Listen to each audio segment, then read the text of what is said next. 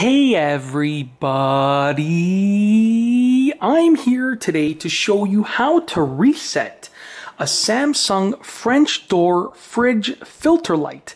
In this simple video tutorial, I will be going over the extremely simple steps for resetting the fridge filter light. If you take a look up here, you can see that this light right here is illuminated. This light is the filter light right over here.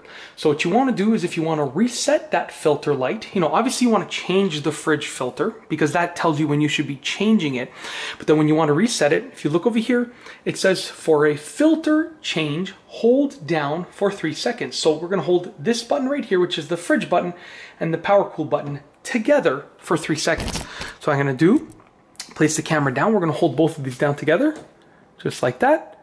And you'll see that after that chime right there, that the fridge filter light now turned off. Once again, make sure you are changing your actual fridge filter, which is located over there, just because if you turn off the light, you want to make sure you've actually changed the filter. But it's very easy to do. The light has now turned off, and like I said, this is a Samsung French door fridge, but for the most part, most of these Samsung fridges are going to have a very, very similar process to this one, and it will probably be indicated on the panel somewhere. It gives you instructions for what you need to do. There's little sub instructions here, but very simple.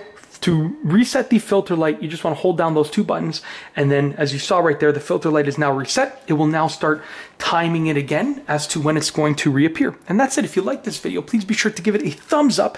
Let me know what you think down below as a comment, and of course be sure to subscribe for more great videos just like this one. And that's all I have for you today. Thanks for watching.